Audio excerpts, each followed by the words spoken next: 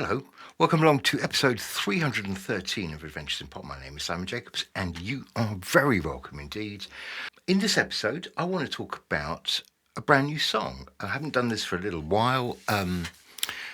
What have we been looking at recently? We've been looking at, the David Bowie immersive experience, Rosalia in concert.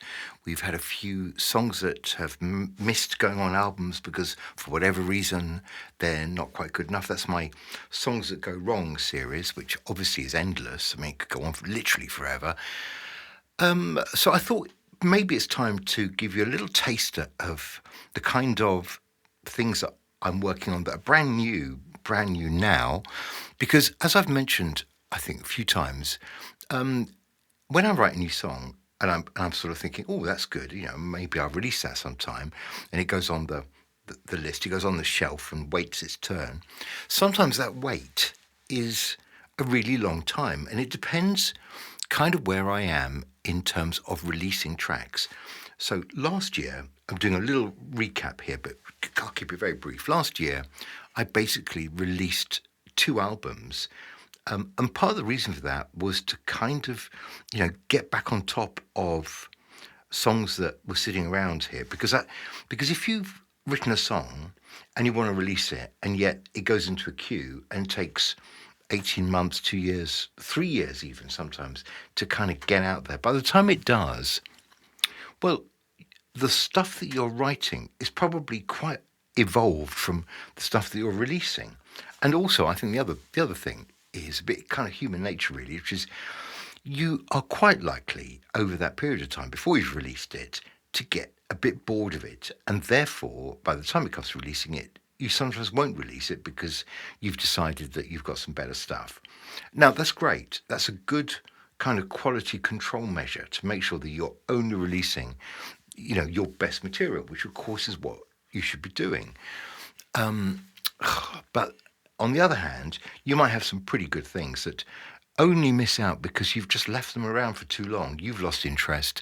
Maybe they are really good, but sometimes you don't see that, the quality, because you've just got bored with it. It's been there too long. You've gone through it too many times. You've given it little, renovations and remakes, and actually you're just sick of the sight of it. So you've got to be really careful with this. So I think what's kind of handy is, as well as me being able to say to you, look, here's a new song, what do you think?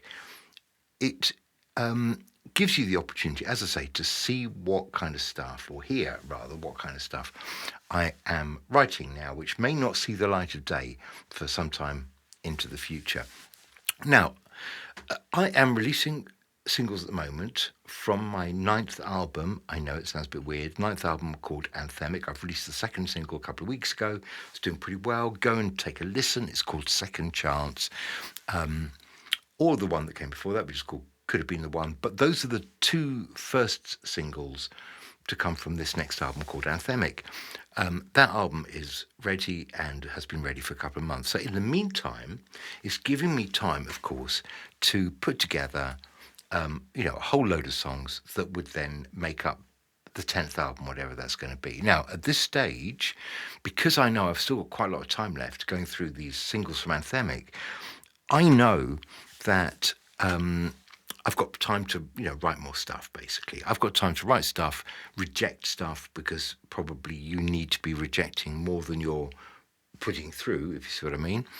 And I would say that with album number 10, I've probably got half a dozen tracks, 5 or 6 that I'm happy with.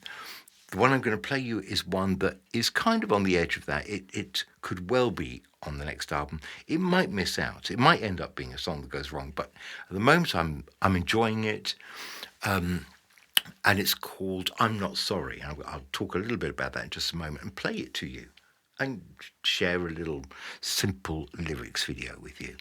First of all, actually, I should just say, if you're enjoying this series, do subscribe and press all the right buttons and stuff like that. And I've got quite a lot of subscribers now. As you know, I do go on about it quite a lot.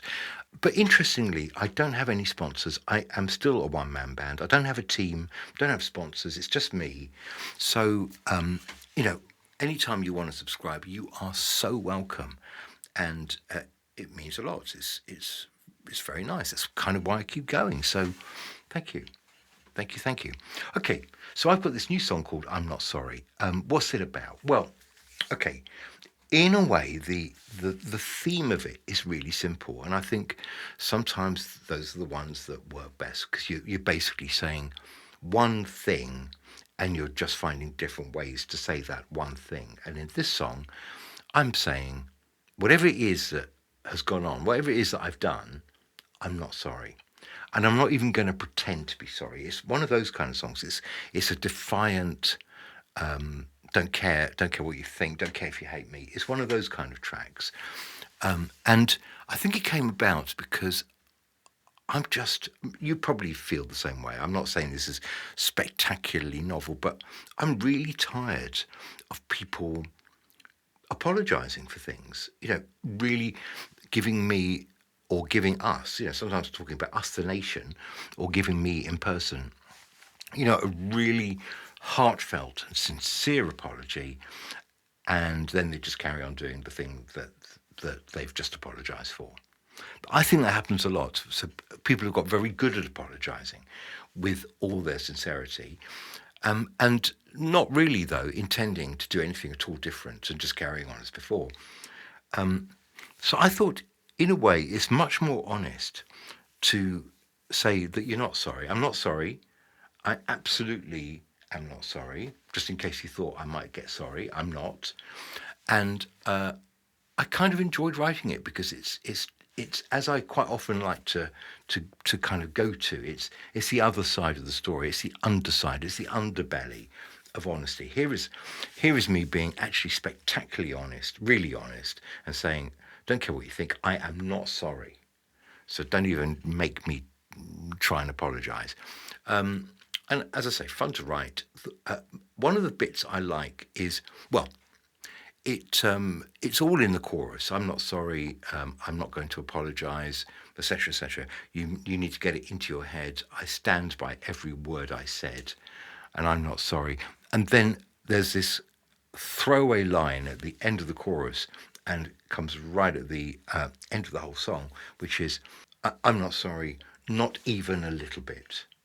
And I put that in because it's the kind of thing people actually say. They say, "I'm not sorry, no, not even a little bit sorry."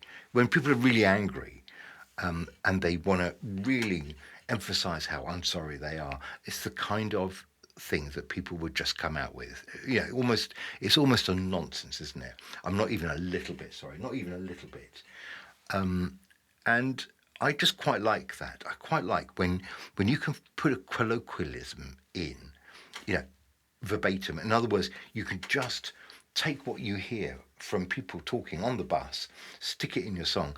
I think it helps people to relate to the subject matter. It helps them to relate to the way you tell it. And I was thinking about this the other day. I think it was occurring to me while I was watching the David Bowie Lightroom immersive experience, and David Bowie was talking about his role, pretentiously, of course. He was talking about his role as a writer, and I was thinking, what am I? Am I a songwriter? Am I a writer?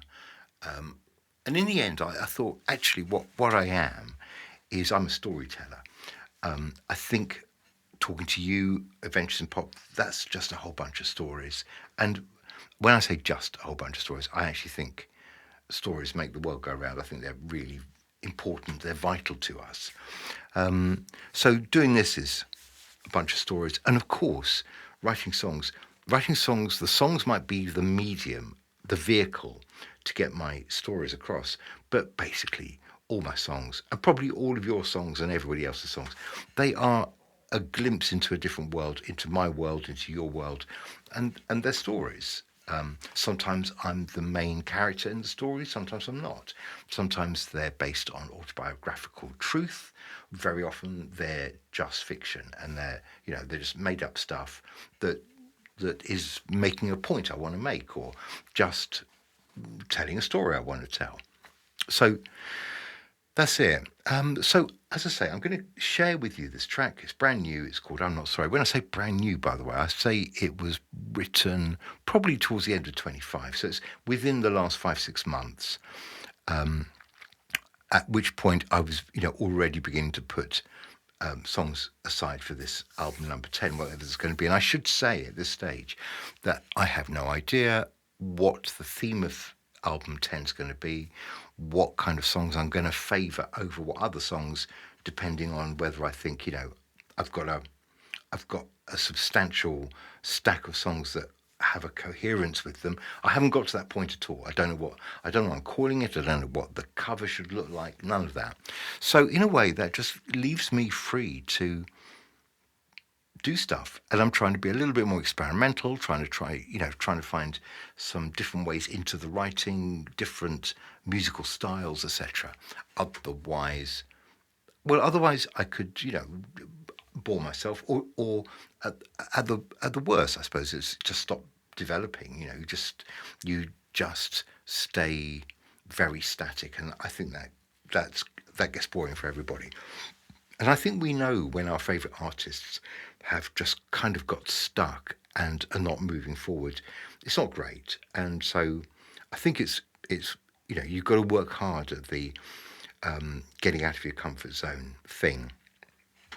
So look, that's it for now. I will leave you with I'm Not Sorry, and I hope you have a fantastic weekend. And I'll be back with, more stuff and nonsense from the world of pop music. And I should just say that in a few weeks' time, there's a couple of things coming up in my diary. I'm going to go and see the most influential German band of all time in concert, Kraftwerk. That's in a couple of weeks' time. I'm really looking forward to that. I've got no idea what to expect with that one. That'll be fun. I'm sure I'll be telling you about Kraftwerk. And I have another single. The third single from the album Anthemic will be out in about 3 or 4 weeks. So I'm leaving a little bit longer between the singles, and we've only had 2 weeks since Second Chance came out. So I think it's another 4 weeks, in fact, till we get to the third track, which is called Strength in Numbers. And, I don't want to preempt myself, but did I say this about Second Chance? Well, look, this is my favourite track on the album. Maybe I've got a few favourite tracks. I'm going to have to go away and reconsider that. But in the meantime, brand new, still molten, still a bit warm. It's not entirely finished. It's not perfectly mixed. This will sound a bit like a demo because it is a demo. And it's called I'm Not Sorry. Here we go. Bye-bye. Oh, it's kind of hard to explain. It looks like I've done it again. I've said some things that should never be said. If I was a child, I'd be sent to bed. Oh, I've been here before. You say you expected more, and I'm gonna get a very bad rep for sitting on the naughty step. I'm not sorry, now you're looking a bit surprised, but I'm not sorry, no, no, no. And I'm not going to apologize. You better get it into your head. I stand by every word I say. I'm not sorry, no, no, no. Oh, not even a little bit. Oh, I saw disapproval on every face, and now they're all thinking, what a disgrace. This time I'm gonna back down. For far too long I've been messed around, and I won't say nothing that's untrue. I'm not gonna patronize you. I'm not sorry.